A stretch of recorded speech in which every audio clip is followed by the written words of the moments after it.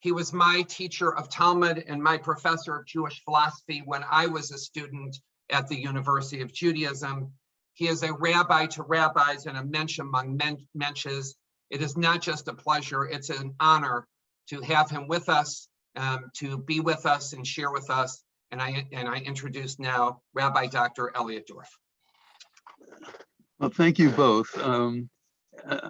I'm human, people, okay? And if you want to know any of my faults, just ask my wife or my kids, right? I mean, I am human, all right? Let's just leave it at that. We're going to talk tonight about the whole idea of community. In other words, why is it that that community is important, both in terms of religious communities like a Minyan or a synagogue altogether, and also the various kinds of secular communities that we're a part of. Now, I mean, my guess is that Jews think that that's sort of obvious, but you need to know that in a lot of ways of looking at life, that's not obvious at all. So let's take the American side of our identity. We hold these truths to be self-evident, that all men are created equal. They're endowed by their Creator with certain unalienable rights, and among these are life, liberty, and the pursuit of happiness. That's, of course, the Declaration of Independence, which Thomas Jefferson actually was quoting John Locke there. John Locke had, a British philosopher, had written that about 100 years earlier, except that Locke had said life, liberty, and property. And Jefferson changed it to life, liberty, and the pursuit of happiness. And you can imagine how many doctoral dissertations have been written about that, right? But in other words, why did he change it? But in any case, as an American, I'm an individual with rights. And to secure these rights, governments are instituted by men. That's the next line in the Declaration of Independence, right? So as an American, I'm an individual with rights. And that's really important in all kinds of ways. What that kind of individualism leads to is not only freedom, but also a lot of creativity, and a lot of frankly, and a lot of respect for others. The United States is by far the most pluralistic country that has ever existed on the face of the earth. You heard that I'm co-chair of the priest-rabbi dialogue, so I know a lot of priests. As a matter of fact, my kids grew up thinking that you could not have a Passover Seder without a priest present. But one of them just told me that the Los Angeles Archdiocese offers a mass in 80 different languages, right? And so, I mean, we're a very pluralistic country. And if you compare that to even modern countries, modern democracies, I mean, just look at the difficulty that France and Germany and England have had in terms of absorbing Muslims from Afghanistan and Syria and the like, right? And even trying to figure out exactly in France, especially, which has a very sort of strong secularism, trying to figure out what to do with religious minorities within the country. Whereas in the United States, what this individual freedom has meant for us is, well, the Bill of Rights primarily, right? All of the things that are in the First through the 10th Amendments, as well as some things that are in the Constitution itself. So the fact that I'm very proud to be an American, primarily because of that pluralism and because of that respect for others, and also a very strong sense of American pragmatism, right? So, I mean, I'm not trying to in any way, shape, or form denigrate the American way of looking at things, but it's focused on the individual. And sometimes that runs amok, as we've seen, unfortunately, during the pandemic, when people are just saying, you know, who are you to tell me I need to get a vaccine? And the problem with that is that when we're talking about COVID is a communicable disease. And so what you do very much affects me. And consequently, the very notion of, even on a libertarian basis, I should be able to swing my hand only to the point where it hits your nose, right? And at that point, I'm no longer allowed to do that kind of thing, right? But for Americans, it's really very hard to swallow any kind of communal norms that are not absolutely obvious. I mean, things like against murder, maybe, but as soon as you go very much beyond that, it's really very hard for a lot of Americans to think in terms of helping the community as a whole, right? Every once in a while, you get American presidents who talk that way, right? So I mentioned before that I went to Columbia as an undergraduate from 61 to 65. You don't have to guess, I'm 78. And President Kennedy had said to us, ask not what your country can do for you, ask what you can do for your country, right? So I spent Thursday afternoons in college and in a junior high school in Harlem teaching 7th graders who were reading on a 2nd grade reading level, right? But that kind of moment in American culture, ask not what their country can do for you, but what you can do for your country. That kind of thing it happens from time to time in America, especially when attacked, in war or something like that, right? But otherwise, we're a very individualistic society. Christianity, which is a religion that you may know something about, is also very individualistic, but for very different reasons, right? It's in classical Christianity and most forms of it still today, when you are born with original sin. That is, you are sinful from your origins. It's in your DNA, and you cannot overcome it by anything you do. As Paul says in the New Testament, there's no salvation by works, right? Nothing that you can do will overcome your sinfulness. So the only way to save you from your sinfulness is through this this transcendent intercessor, namely Jesus, who redeems you from your sin. So the only way that you can do that is by believing in Jesus. But it's not the community that's redeemed. It's each individual who accepts Jesus as his savior or her savior that is redeemed. And that leads to, again, a lot of individualism in Christianity. Yes, there are parishes or there are congregations, but those are there largely for social reasons and not really for any ideological reasons. You don't have to pray in a community in any of the Christian denominations, including even Catholicism. That said, I mean, what you have is, and in Protestantism, the various congregations are really just simply there to organize some activities together, right? But they're there for pragmatic reasons. They're not there for theological reasons. Now, the Jewish tradition is radically different from this. The central Jewish story is Exodus Sinai. But we leave Egypt not as individuals, we leave as a community. And when we get to Sinai, we don't get a single right. We get 613 commandments. I do a lot of interfaith work, and one of the things I've done for many years now is a program for the Anti-Defamation League for teachers in Catholic high schools, most of whom themselves are Catholic. And so I tell them, that we don't get any rights at Sinai. We get 613 commandments, and this is the beginning of Jewish guilt. At which point they tell me, you know nothing about guilt. We Catholics have that cornered. Okay, so I'll leave it to them to explain to you why. But the point is that it's a very different perspective on life. Now, granted, sometimes rights and duties are reciprocal. So if I have a right to my sweater, let's say, you have a duty not to steal it, right? But rights and duties are not always reciprocal. I mean, my duties to my parents are not the same as my duties to my children, or my duties to anybody else for that matter, right? So they're not completely reciprocal. And in any case, if I get up in the morning and I'm an individual with rights, then the world owes me. But if I get up in the morning and I'm a member of a community with duties, then I owe the world. And that's a whole different way of understanding our existence, right? And what matters in our lives. And it leads to another very important piece of this, which is that the covenant with God at Sinai was not with individual Jews. It was with the community as a whole. And we are supposed to, we got our mission statement there. This is Exodus chapter 19. We're supposed to try to be a mamlechet kohanim v'goy kadosh, a kingdom of priests and a holy nation, right? And then later in Leviticus 19, we got, you shall be holy, for I, the Lord your God, am holy. Now, what does that mean? And here, by the way, I have to mention something. I had a very good friend growing up who was also a very staunch Catholic, and he would talk an awful lot about the Father, the Son, and the Holy Ghost. So whenever I use the English word holy, I think of ghosts. And then the next thing I think of is what Christians understand as being holy, especially Catholics, namely asceticism, right?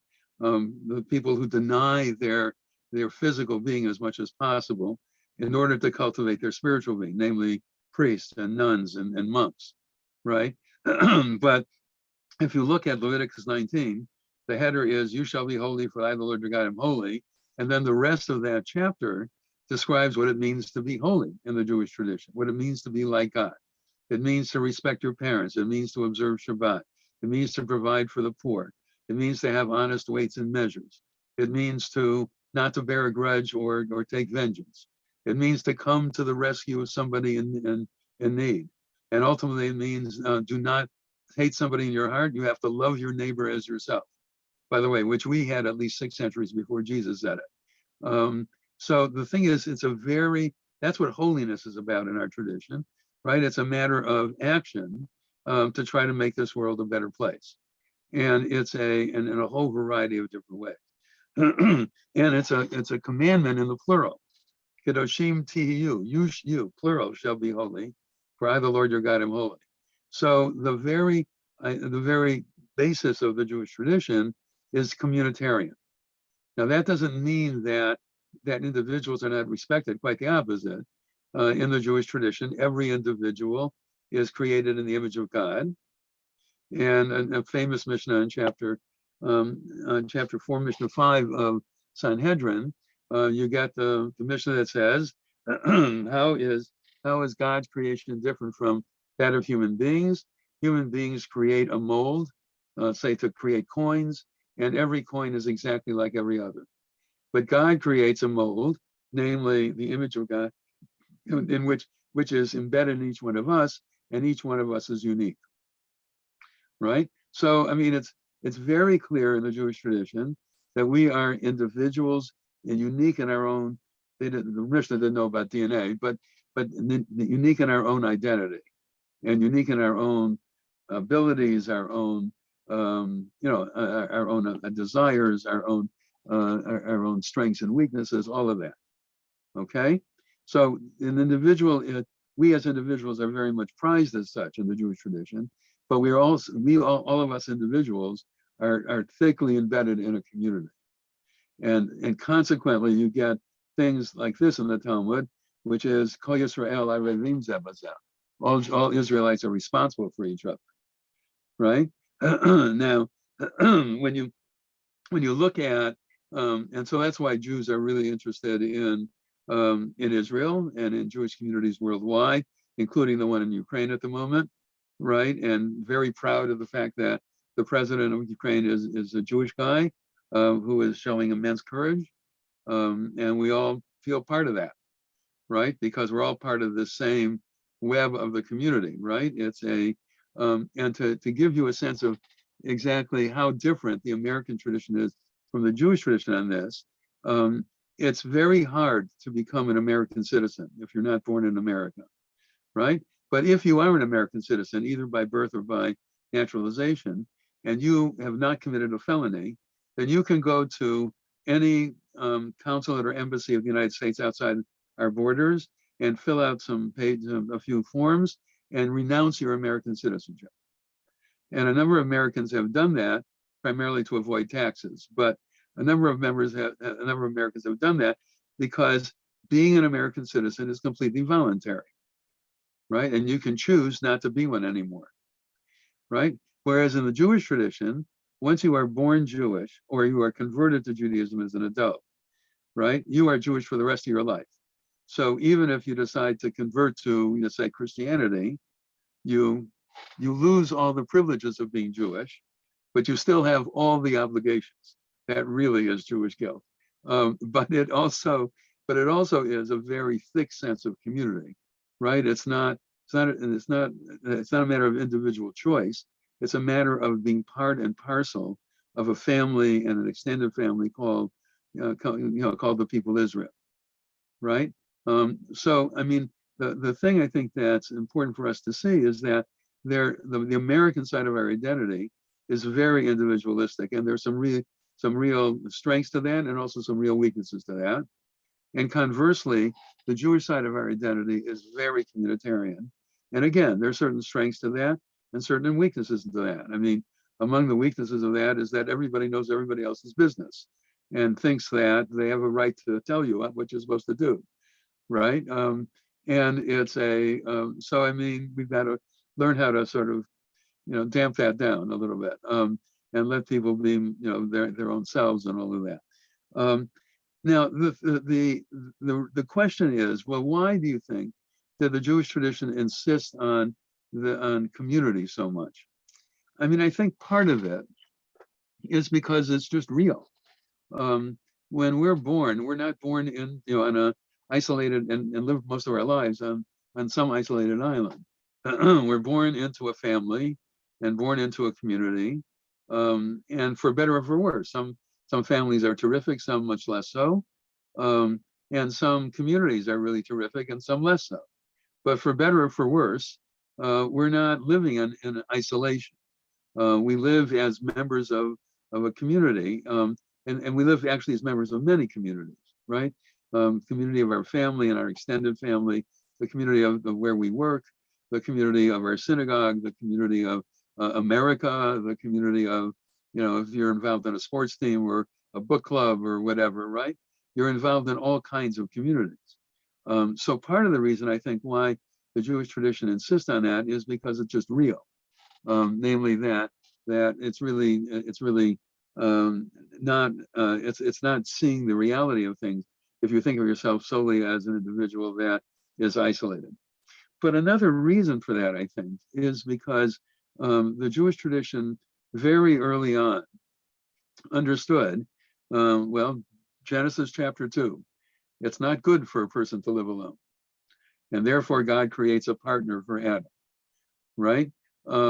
It's not good for a person to live alone. Now we all need some time alone. But if this pandemic has shown us anything, it has shown us how much we need to be in touch with each other. And one of the things that, so just to give you a sense of that, 2 years ago, almost 2 years ago, this was May of 2020, I clipped an article from Time magazine. How is COVID-19 affecting our mental health? Now this is May of 2020, so it's before the vaccines came on board, right? They quote a study by San Diego State University and Florida State University. The study is full of grave findings. In April of 2020, more than 1 in 4 US adults met the criteria that psychologists use to diagnose serious mental distress and illness. That represents a roughly 700% increase from data collected in 2018. Meanwhile, roughly 70% of Americans experience moderate to severe mental distress, triple the rate seen in 2018. While this surge in mental distress showed up across age and demographic groups, young adults and those with children experienced the most profound spikes. We're dealing with social isolation, anxiety around health, and economic problems all together, said one of the authors of the study. We are, to quote a more modern Jewish source, people who need people are the luckiest people in the world. Okay, and it's true. I mean, we really do need to be in touch with each other, and thankfully, because of Zoom, I hope that you took the opportunity that I did to get in touch with people I had not talked to in decades, high school friends of mine, right, that I had not talked to literally in decades. And we were able to sort of catch up with each other. You need to reach out during the pandemic, especially before the vaccines. You couldn't reach out and touch someone, but you could reach out and connect with somebody else, right? And if you have not had a chance to do that yet, I would seriously suggest that you try, because it's a way of reconnecting and reestablishing those ties to other people, and making you feel again that you're part of this part of web of a community, right? Because that really is absolutely critical for us. As you heard, I'm a past president of Jewish Family Service, and I'm still on their board. Just had 2 different committee meetings for Jewish Family Service yesterday and today. boy, am I not still on their board. Anyway, the one of the things that we tracked a lot during the pandemic is there was a major spike in family violence. Among the 60 some programs that we run 3 shelters for battered women and children. There was a major spike in family violence, a major spike in alcoholism, a major spike in depression, and let alone anxiety of various sorts, right? And again, across the age spectrum, both genders, and anything other than male or female. And it was, I mean, it was the crisis was not only, the pandemic was not only a physical health crisis, which it definitely was, right? But I mean, what is it, 6 million people or something have died in the United States. I mean, died in the world. It's really, it was really, I mean, it was a medical disaster. But it was also a mental health disaster in that it really raised a lot of mental issues for people.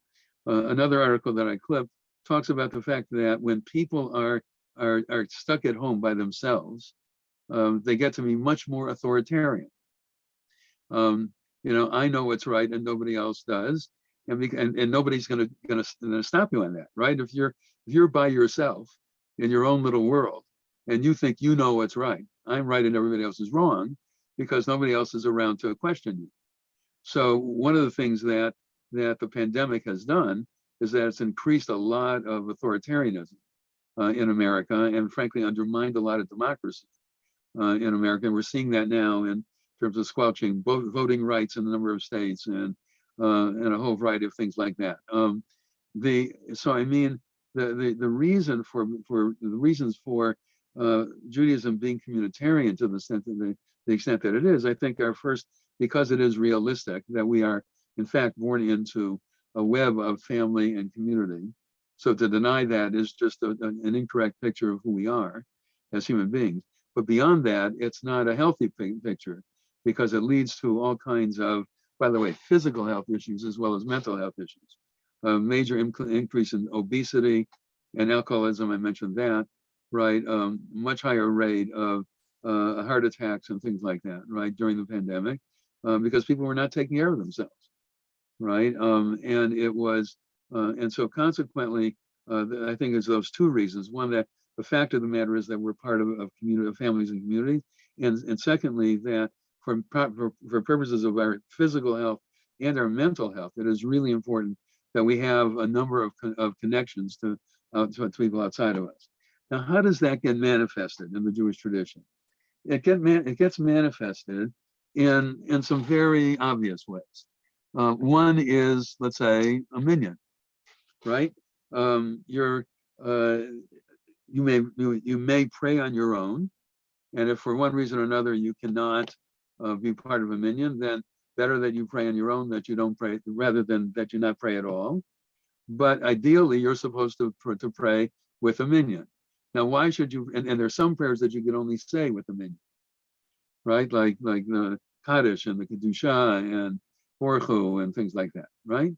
Now, why does the tradition do that? Well, in part, in order to be able to encourage people to come to a minyan, right? Get out of their house and show up. And so, in order to do that, the tradition makes it halachically required that you have at least 10 adults together in order to say those parts of the service. Another part of the tradition that's very clearly communitarian is the way that we understand poverty. And again, just think of the words here. By the way, if you haven't gotten it so far, English is a Christian language. It was created by Christians, and still to this day, 90-some% of the people who speak it as their native language are Christian. So you shouldn't be surprised if English words have Christian connotations. Certainly for things like Savior or Messiah or Holy, but even for things like prayer. Do this, I pray. What does pray mean there? It means I beg. And so you think from the English word prayer that what prayer is all about is asking for things. But then when you look at the Jewish prayer book, there are some petitionary prayers in the middle of the weekday Am HaYam, but the vast majority of the prayer book is praise of God and thanksgiving, with a little bit of confession and a little bit of petition. So the very English word prayer misleads you as to what Jewish prayer is all about, right? And the same sort of thing, happens in regard to a number of other English words that apply to various kinds of various areas of life. One of them is charity. Charity comes from the English word, from the Latin caritas, which means to care. So when you give charity, the very connotation is you're going above and beyond what could be reasonably expected of you. You're doing something, you're doing something that is really terrific, right? It's an act of love on your part. Whereas the Hebrew word for it is tzedakah, coming from the root tzedek, meaning justice. So giving charity for us is a good thing, don't get me wrong, and you should be happy and proud of yourself for doing it, but not all that proud, because what you're doing is what is expected of you, right? That's what the word tzedakah connotes, namely that, and why is it expected of you? Because we are part and parcel of a community, some of whom are poor and need our support. And that comes again as a manifestation of this communitarian part, of the Jewish tradition. Another part of this communitarian piece is, the quote I mentioned to you before, that all Israelites are responsible for each other. And so we feel very much part of that network. And so we're very proud when somebody like Zelensky, President Zelensky does what he does. And we are very ashamed when Jewish gangsters are called to, are convicted. And even though we didn't have anything to do with either one of them, right? Nevertheless, we have this sort of sense that we should be proud for the things that our people do and ashamed when they do things that are terrible, right? And that comes out of a strong sense of community. Or Hillel in the first century, right? If I'm not for myself, then who will be for me? But if it's only I, then who am I, right? And if not now, when, right? In other words, if I need to be for myself, I need to have a sense of my own self-worth. That's absolutely important. But I also need to take care of others, because if I don't take care of others, who am I? What kind of a Jew am I? What kind of a person am I if I'm only concerned about myself? So you can see that this communitarian piece of this is very heavily involved in even the way that we're supposed to think about ourselves, let alone act. In English common law, which is very much at the root of American law, you have no duty to rescue.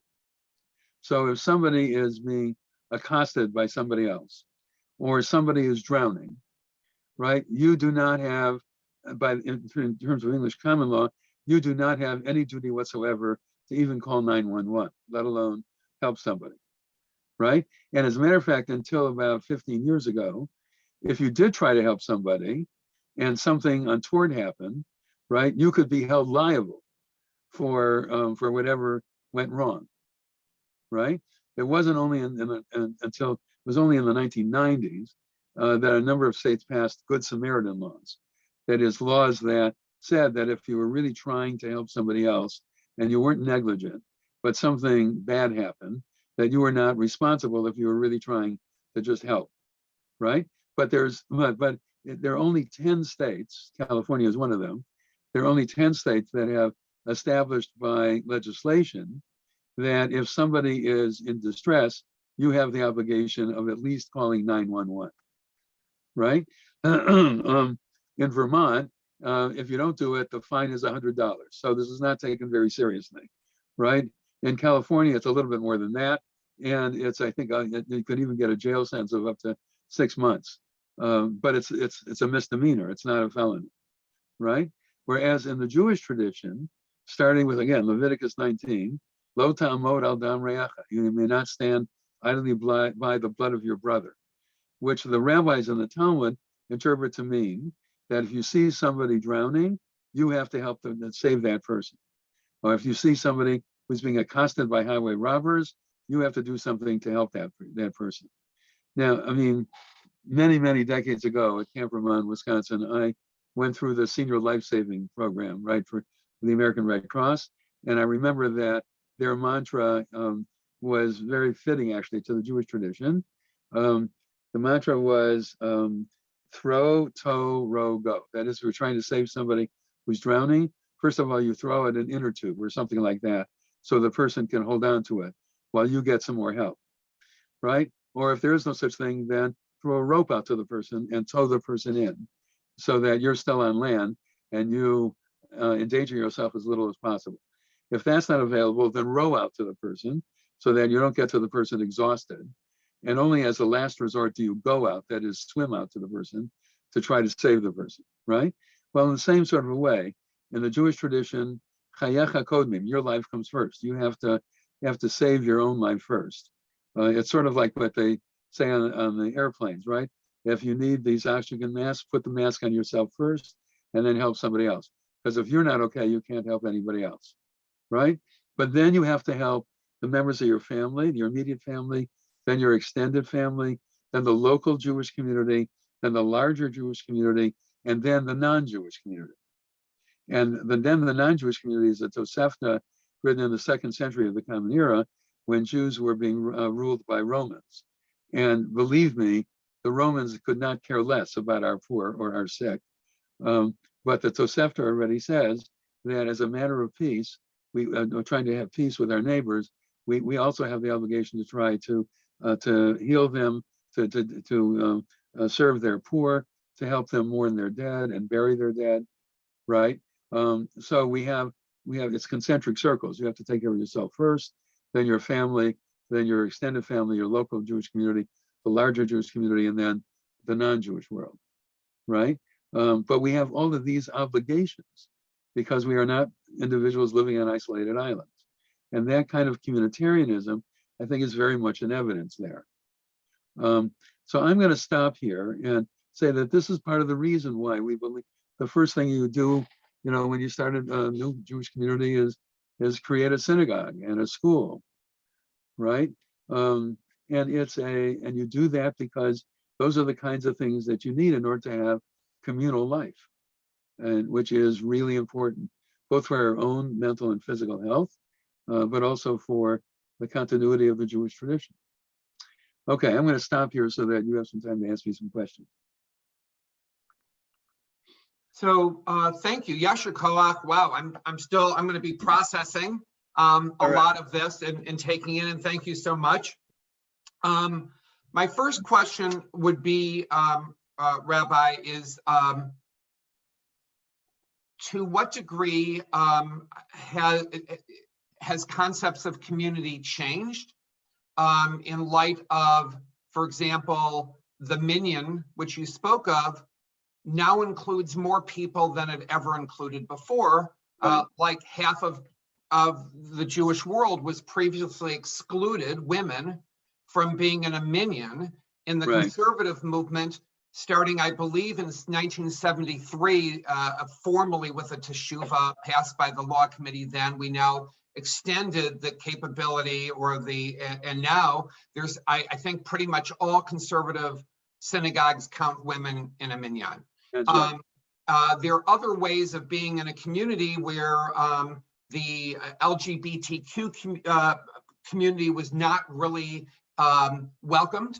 Right. Over time, there were in Middle Ages, there had been liabilities against people who were blind or deaf or had epilepsy. And over time, there seems to have been a trend to be ever more inclusive. Right. To what degree, why have we become more inclusive? And are there limits on our inclusivity? So I think the reason, well, I'm going to suggest the reason why we've become more inclusive, but let me just say that that's a matter open to a lot of interpretation. I think some of the factors I think are just because of the world we live in. We hold these truths to be self-evident that all men are created equal. I have to tell you this story. I'll get back to your question in just a moment.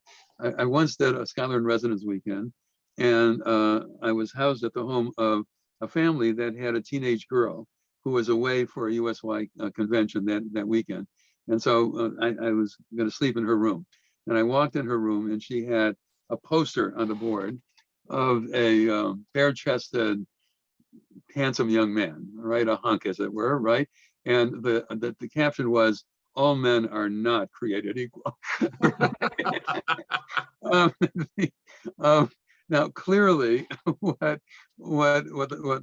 Jefferson had in mind was in terms of rights, and the whole notion of men there didn't include all men at the time, 1787, right? It included only Protestant men with property, right? And it got more inclusive as time went on to include men who of other traditions and men who did not have property, and then later on men who were black, right? And only with the 19th Amendment, women, right? So I think part of the reason why Judaism has become more inclusive is because America has become more inclusive altogether. And so that's true also in the other Western democracies, right? So part of it is that it's just that society in general has become more inclusive. Another part of it, I think, is that in the process of becoming more inclusive, some of the reasons for not being inclusive have disappeared. And in particular, what I have in mind is education. We take for granted that people are going to go through elementary school, junior high school, and then many of us to college and maybe graduate school. But you need to know that that's a very new phenomenon. Fiddler on the Roof had it right. Remember with the boy sing in the opening number. At 3, I started Hebrew school. At 10, I learned a trade. More or less, that's historically accurate. Namely that, and this is for the boys. For the girls were helping their mother with the household tasks, and then later, when the girls, when both the boys and the girls got older, they were expected to help with earning money for the family, right? But education was very limited because people simply couldn't afford it. But now, increasingly with public schools, public education, so that you didn't have to pay for private education. But that, again, expanded only really in the 20th century. The first public school, I haven't written in my senior paper in high school on the development of public education in America. Don't ask me how I got into that. But anyway, 1832 was the first public school in America. But then it expanded over time, but only for certain populations and only in certain places. And only until, usually until about age 14 or 15. And actually, when I grew up in the 1950s in Wisconsin, you were required to go to school only to age 16. And then after that, if you wanted to drop out because you didn't want any more schooling or you wanted to get a job or something, you could do that, right? Now, I don't know what the law there is now, but the point is that it's fairly recent that we have all of these people going to through high school, let alone college and graduate school, right? And I think the fact that women are getting the same kind of education that men are is another reason why we've become much more inclusive in regard to women, right? And by the way, that was very much a function of the conservative movement, which brought over mixed seating in prayer services, and boys and girls and later men and women would sit in the same classes and learn the same curriculum, right? And that was just a matter of custom that began in the late 1800s, early 1900s, here. So, I mean, so a second part of it, I think, is that one reason that you might distinguish, let's say, men from women,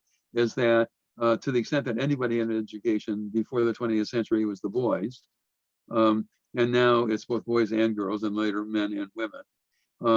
And then I think yet another thing is that is just simply that we learn more about what men and women can do, and we learn more about the development of sexual orientation, and we learn more about what makes for a healthy human being, and all of that, right? And what makes for a healthy human being is inclusivity, right? In terms of it's better for everybody if people come to know people other than themselves, unlike themselves. As a matter of fact, the Ethics Committee, the Committee of Jewish Family Service Board that I was on earlier this morning by Zoom, of course, was about inclusivity in Jewish family service. And one of that, already more than half of the therapists are not Jewish, but we have very few people of color. A number of Latina people especially, right? But very few people of color and very few Asian Americans. And so the question is, how do we expand to be more inclusive that way, right? But the very notion that it would be important for us to do that is fairly recent in human history, right? I mean, and we are influenced by what's going on round about us. So I mean, I think that's the reason why we have developed in terms of our inclusivity over the last 40, 50 years and are continuing to do that. Thank you. Another question, you had talked about lo ta'amod al dam re'acha, that we are required not to stand by idly by the blood of our brothers and sisters. I'm assuming that that not only refers to Jewish brothers and sisters, but anyone in trouble. I'm wondering your thoughts. Would there be a requirement, perhaps from a Jewish point of view? I'm not speaking about what's practical or tactical, that maybe the US or Israel should be doing something very forceful with Russia right now at the moment to protect the dignity and lives of the Ukrainian people, and for Israel, Ukrainian Jewish lives. Would bombing a Russian military installation, for example, or something that kind of extreme, be required by Jewish law if it would save Ukrainian lives and Ukrainian Jewish lives? Well, I mean, I think it's a, let me just say, I am not a military person and I'm also not a politician, right? So I want to be very careful here about that. I think, first of all, that the United States and NATO in general have done a lot of things in terms of trying to stop this war. And Putin himself yesterday said that we were engaged in an economic war against him, which we definitely are, as a way of trying to undermine everything that he's doing there, right? At the same time, and Israel, Prime Minister Bennett went to Moscow to try to negotiate a peace thing, right? And Israel has accepted, I don't know the exact number, something like 30,000 refugees already from Ukraine, and there's a real question there as to what's going to happen after. Those that are Jewish can become Israelis within 24 hours, but not all of them. Most of the people from Ukraine that are now in Israel are not Jewish. I'm talking about who have just arrived, right? And so Israel is going to face a lot of questions about the non-Jewish emigres, because it also has a lot of non-Jewish emigres from Africa that are now in the Negev, and they really don't know what to do with them, frankly, because it just doesn't have, the state doesn't have the wherewithal to absorb all these people. So it's a real question, frankly, as to what they should do. But I think, yes, certainly very definitive kinds of steps to try to stop this and to save the Ukrainian people, including arming them more. The real question is, why is President Biden and the rest of NATO reluctant to just bomb Russian tanks? It's because, the Russians have, I forgot the number, 600 some nuclear bombs, right? And we've got to be careful about that, right? And so you really want to avoid, total nuclear destruction of the planet. And so you have to be careful of exactly what counter steps you take on this kind of thing. That said, I mean, we're all appalled by what Russia has done and the degree to which they're hiding what they've done from their own population. There is, on one of the news broadcasts that I was seeing yesterday, there was a Russian woman from Moscow who happened to be in Ukraine at the time that this invasion started, and she called her brother in Moscow to tell him what was going on, and her brother did not believe her, right? Because the news media in Moscow says, no, we are not invading. What are you talking about, invading? We are rescuing the Russians who have been oppressed in Ukraine. So, I mean, I think we're doing what we can do at the moment without risking nuclear warfare. Yeah. So Rabbi Dorff, there's a follow-up question from Lynn along this topic that says, as a Jew, I'm obligated to help Jews. Am I obligated to help Jews in Ukraine more than helping Ukrainians in general? The answer is yes, but that doesn't mean that you shouldn't help Ukrainians in general, right? I mean, it means that, what it means is that, you have to take care of your own first. That's really that's what this concentric circles thing means, right? But at the moment, helping Jews in Ukraine also requires that you help Ukrainians in general. And by the way, I don't know if you know very much about this, but the history of Jews in Ukraine is not a happy one. One of the reporters whose report I read, who's in Ukraine now, said that right outside of the window of her hotel room is a big statue in honor of Khmelnytsky. Now, why is that so?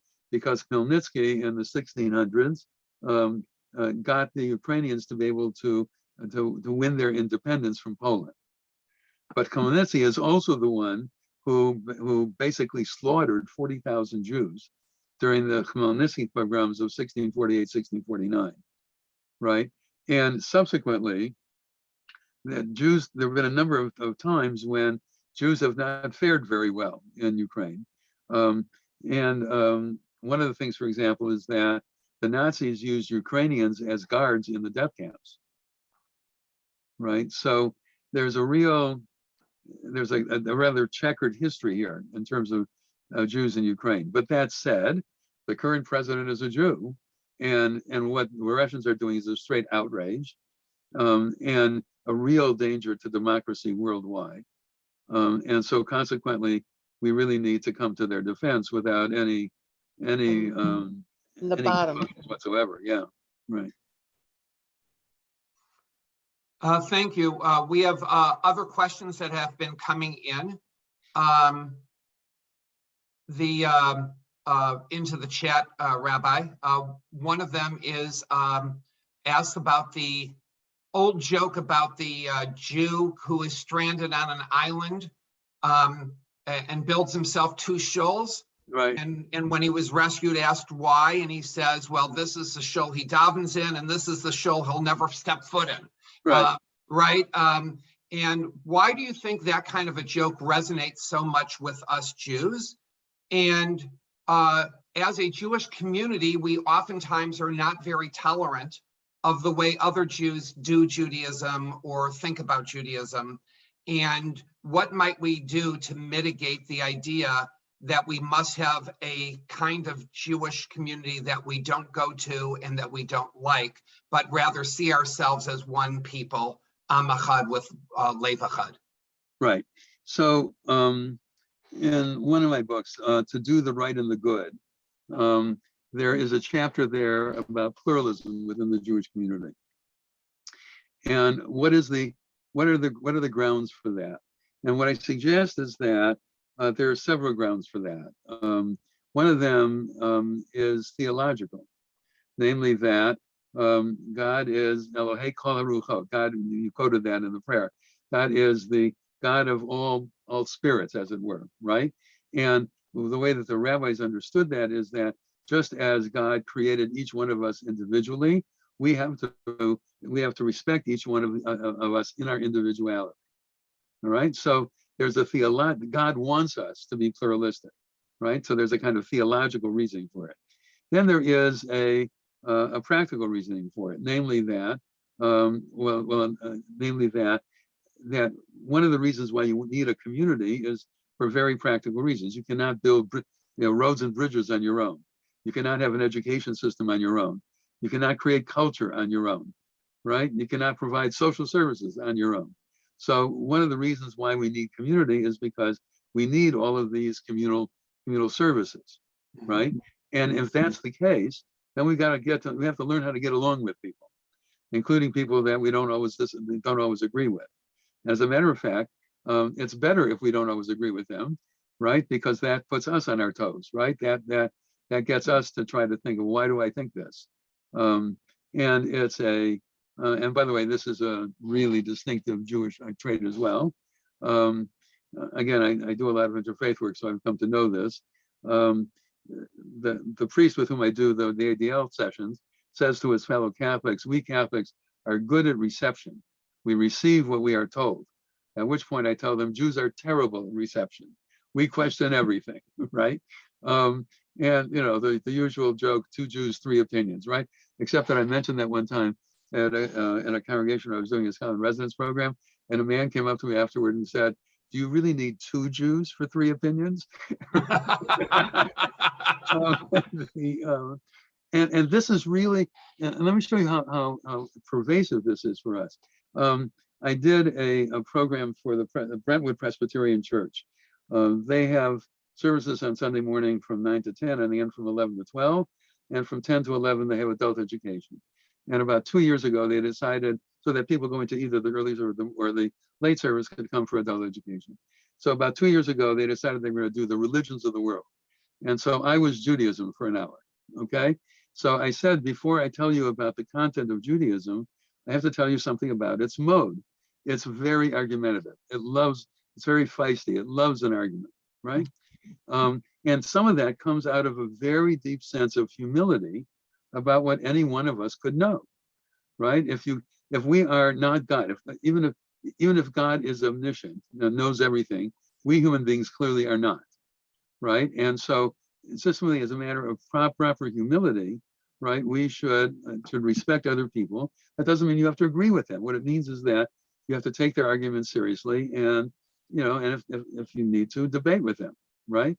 So this man came up to me afterward, and he was late 50s, I think, and he said that he was an aeronautical engineer at Grumman Northrop, right? It used to be TRW, an aeronautical engineer. He works with JPL to put things on the moon and Mars and all of that. And he said to me, now I understand something. And I said to him, what do you understand? And he said, in all my years in working in aeronautical engineering, whenever I suggested that we do something differently, I would get slammed down, except when I had a Jewish boss. Isn't that interesting, right? That the sense of being able to question everything even gets into aeronautical engineering, right? In terms of in terms of the way we do things. And it's so I mean, I think that piece of it also is really important for our sense of pluralism, namely a sense of humility that nobody can know everything, right? Then I think another piece of it is the sense that in the end, we are trying to do tikkun olam. We're trying to make this world a better place, but you can't do that on your own. You've got to do it with other people, and that means that you have to take them seriously. That doesn't mean, again, that you have to agree with them. You can argue strenuously with someone else, and you can even take steps to go in other directions, right? But it really does mean that you have to have a certain amount of respect for people if you're going to do that. So in that book, I talk about some theological and some legal and some practical reasons why we need to have respect for one another. Again, that doesn't mean that you approve what anybody else does. It doesn't mean that you agree with them, but it does mean that you don't isolate yourself from them. You don't just, the term that's being used these days is you don't close them off. But there's another word that's used. Cancel them. You don't cancel them. Mm-hmm. Right? Yeah. Or defriend them, right? Yes, exactly. Especially when it comes to family at Thanksgiving, right? You don't just not invite them or something. So that's right. That's right. Thank you. So another questioner has written in and asked about that your interfaith work has been very impressive, and you've done a lot of work with the priests and on councils. Have you ever spoken to them about your thoughts about how Judaism differs from their religions, and how have you been received? Have people agreed? Has there been any pushback on the way that you describe the individualism of Christian groups, for example, versus the community aspect of Judaism? Right. So, I mean, it's I've shared a lot about what Judaism says with Christians and with Muslims, and said to them, again, with respect, I don't believe this. So, for example, I have a very good friend. This is through the Academy of Jewish, Christian, and Islamic Studies, who is an MD. He's a radiologist with 2 PhDs. So stupid he is certainly not. Okay, and we are on the board. I'm a past president of the Academy, and so is he. And we just like each other a lot. We both have a very strong sense of humor. So he's a Muslim, and therefore he believes that everything is predetermined, right? And I'm a Jew, and therefore I believe that there is such a thing as free will. So, if we're at a meeting together, I will say to him, son, I guess it was predetermined that you would be here today. And he said, absolutely. I said, well, I think it was my choice as to whether to put it in my calendar in the first place, and my choice as to whether I was going to show up, right? And then we're off and running, okay, as to what in life looks as if it's sort of predetermined and what in life is free will. Or I'll give you another example of this. This is a funny example. In 1996, the Evangelical Lutheran Church of America officially repudiated Luther's anti-Semitic comments. Now, that's not a small thing. I mean, he is, after all, the creator of their religion, right, of their denomination. And then they created a commission of 15 Lutheran theologians to come up with a new Lutheran theology about Jews and Judaism. And they asked 6 of us who do Jewish theology to meet with them for 3 days at Gustavus Adolphus College, which is a Lutheran college about an hour and a half southwest of the Minneapolis airport. And it was going to be 3 days. And the first morning, we were going to, one of the 6 of us Jews was going to present on topic number 1. And then we would talk about that time. We, the Jews and the Lutherans together, would talk about that subject for the rest of the morning. And then a second topic in the afternoon that day, and so on through 3 days. So the first one to give a presentation was Rabbi Yitz Greenberg. Some of you may know him. He is a modern Orthodox rabbi, a wonderful guy, really smart and really learned. Okay, so he gave his talk for about an hour on whatever, I don't remember what the topic was. And as soon as he finished, the other 5 of us said, well, it's not quite that way, right? I mean, what do you do with these sources, and why do you interpret that way? And where do we do our Jewish thing for about an hour? And then we looked up, and these 15 Lutheran theologians are absolutely bug-eyed. One of them told me later he thought we were going to strangle each other at any moment. Because if you are Lutheran, especially if you are Scandinavian Lutheran, you don't argue in public. You stare, you glare, you get an ulcer, but you do not argue in public. And so one of the things we had to do was to share with each other how we show respect, the differing ways that these 2 cultures show respect for each other, right? Because if you're going to argue with somebody else, you have to listen to that person first, and then weigh that person's arguments. If your argument is going to be at all relevant, you've got to listen to what the other person said, and that's the way of respecting that person, right? But we had to teach them this stuff, right? And then, well, that's enough. I've got some other examples, but yes, I certainly do that. And by the way, when I present Judaism to non-Jews, I tell them that number 1, we love to argue. Number 2, we are not a creedal religion in the way that both Christianity and Islam are. That is, in Christianity, you have to believe that Jesus is Christ in some way or another, or you can't be Christian. You can be of Irish origin or French or Italian or Polish or whatever, German, but you're not Christian unless you believe that Jesus is Christ. And you can't be a Muslim unless you believe that there is only one God and Muhammad is his primary prophet. Again, you could be Arab, you could be Indonesian, you could be Moroccan, you could be all kinds of things ethnically, but you can't be a Muslim unless you believe that stuff. Now, Judaism has beliefs, but we have not defined being Jewish that way in terms of beliefs. We've defined Judaism as being a function of being born to a Jewish woman or converting to Judaism, right? So what that means is that when I talk to non-Jews for the first time, what I tell them is that we're not a creedal religion.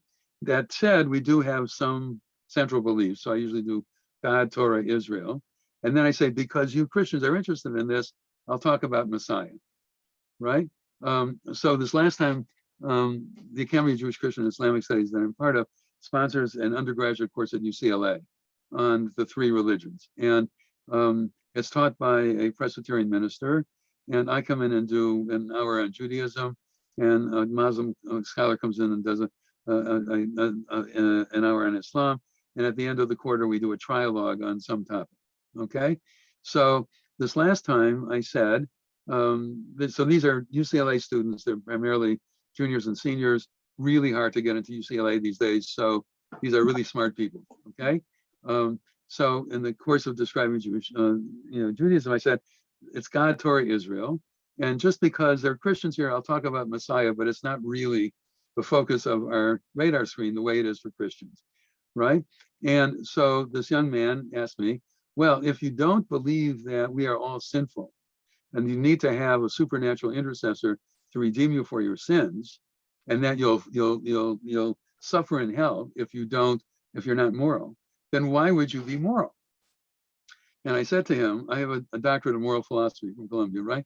I said to him, if the only reason why you're moral is because you're afraid of hell, you are in deep moral trouble, right? And very much to his credit, we had a wonderful conversation. He stayed afterward. We talked for about an hour afterward, right?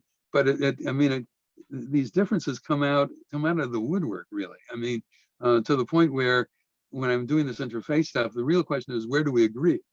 More than where do we disagree? But we do agree on a number of things, in terms of the kinds of social action things that you would imagine, right? In other words, they have to take care of the poor and the sick and the like, right? Those kinds of things are readily adhered to, and really, and those are the kinds of things that people of all three Western religions, and by the way, a lot of people in the Eastern religions as well, would support. Thank you. We are really out of time, and so we're not going to take any more questions. I know that there were others. I'm sorry if we didn't get to a question that you were really hoping for, but I'm going to turn it over for Fran, who's going to wrap up, but I just wanted to personally thank all of you for coming, and I wanted to thank you, especially Rabbi Dorff, for really this wonderful evening of discussion, conversation, questions, really enlightening and fulfilling about community and its centrality in Judaism. So thank you so much. Really, Yasher Koach and Toda Rabbah. Fran, and I'm going to turn it over to you, Fran. Thank you, Rabbi Dorff. Thank you, everybody, for coming. I want to remind people that Wednesday, April 6th, the third in our series, Rabbi Joshua Hoffman, who's the president of the Southern California Board of Rabbis, will be presenting on the power of peoplehood in enhancing spirituality at 7 p.m. You can register the same way you did for tonight.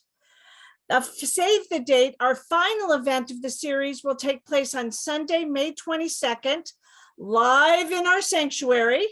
The event is The Power of Celebration Enhancing Spirituality. It will include a siyum, some learning, and a celebratory ritual to end our year together, lunch, and a performance by the Rolling Steins, the musical group of Cantor Mike Stein, who was our first presenter this year. There are sponsorship opportunities available for this special event, and information will be sent out and put on our website beginning this coming week. We again want to thank our sponsors, the Pacific Southwest region of the United Synagogue of Conservative Judaism, Mike Boyko and the Joseph P. Reardon Funeral Home, and Rabbi Sachs and Stephen Carriage. Please visit our website at www.congregationamhayam.com to get information about our Megillah reading, Purim celebration, our full schedule of classes, special events, and more. We thank you all for joining us today, and we look forward to seeing you in the future. Shalom, lehitraot, and thank you, Rabbi Dorff. My pleasure. Thank you. Erev Tov. Erev Tov.